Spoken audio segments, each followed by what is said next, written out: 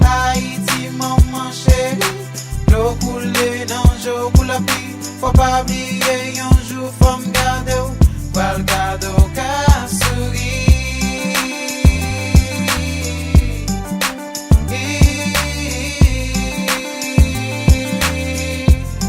Oh oh oh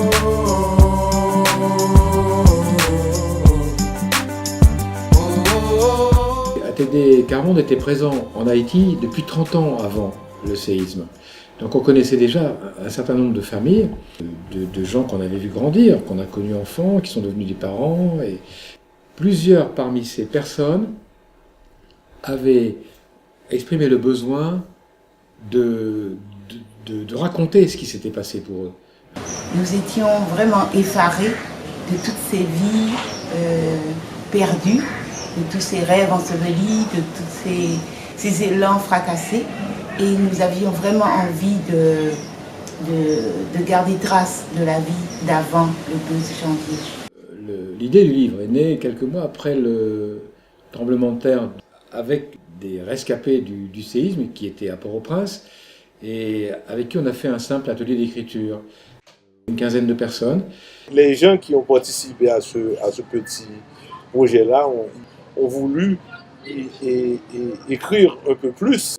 Une équipe s'est formée, on a décidé ensemble de faire un seul et même livre, une seule et même histoire.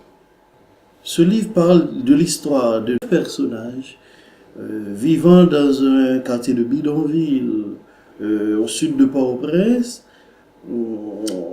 Une semaine avant le tremblement de terre, pendant le tremblement de terre, comment les personnes ont traversé le tremblement de terre, et puis justement après le tremblement de terre, comment ils se sont pris en charge pour se reconstruire, que sont-elles devenues après? Tout le monde a un livre au fond de soi.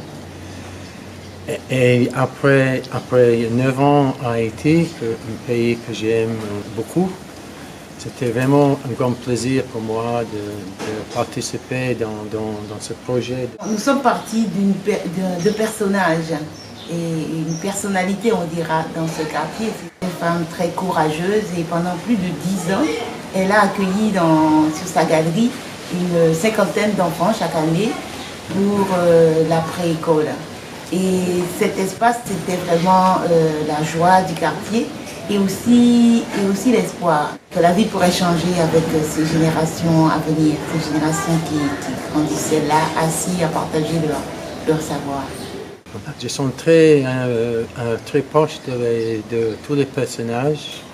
Ils sont vraiment partie de ma propre famille.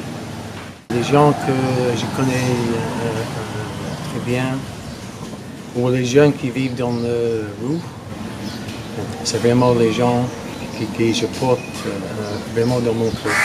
Je connais beaucoup de gens qui ont mouru pendant le tremblement de terre.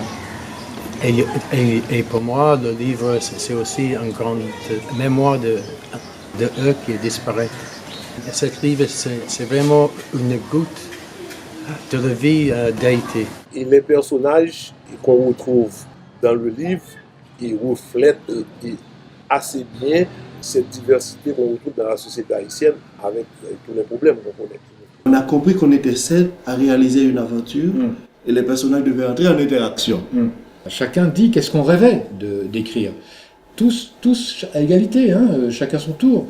Avec ses rêves, ses cauchemars, avec sa vraie histoire, quelquefois avec son enfance, pas seulement la catastrophe qu'il venait de traverser, mais plein de choses comme ça. Nous ne sommes pas vraiment des professionnels de l'écriture, mais ce que nous avons apporté, c'est notre vécu, c'est notre histoire, c'est notre vie. Et après, le défi a été de tisser ces logiques pour faire une seule et même histoire. On a décidé de ne pas faire quelque chose qui soit un peu documentaire, mais au contraire de faire réellement une fiction complètement nourrie de choses vraies. La ravine, c'est le lit d'un torrent, souvent à sec, donc deux pentes très escarpées. En bas, le fond du lit du torrent est souvent un chemin, parce que le torrent est à sec, sauf quand il y a des cyclones et tout ça. Et l'espérance, parce qu'on a dit que c'était le lieu-dit, mais en vérité, c'est le leitmotiv des familles qui habitent là. Et non pas d'une façon niaise, etc. C'est pas du tout ça. C'est une manière de résister. C'est le moteur de la résistance. Et les gens, jamais, jamais, jamais ne baissent les bras.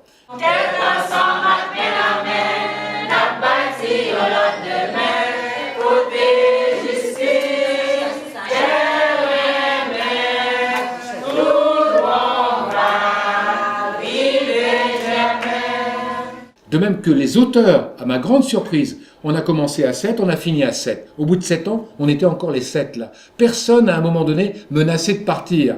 Ce livre, il veut transmettre non seulement la vie des gens dans des situations très difficiles, mais aussi les gens qui font tous les jours des efforts. On veut montrer comment on lutte tout le temps. Et parce que des fois, on peut croire qu'il y a des gens qui ne luttent pas. Mais malgré là où on lutte.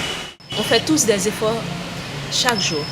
Nous avons écrit ce livre aussi parce que nous avons eu cette chance de pouvoir traverser ensemble des moments très difficiles. Et donc, à travers cette histoire, on veut montrer, bien sûr, toute la douleur, toute la souffrance de nos vies de misère, mais on voulait aussi montrer cette espérance que le monde peut avoir à l'écoute des très pauvres et où chacun peut apporter quelque chose, où chacun peut contribuer. On le dit souvent, nous sommes un peuple debout, malgré la misère qui nous accable. Haïti, maman chérie, l'eau coule dans l'eau pour la pluie, faut pas oublier.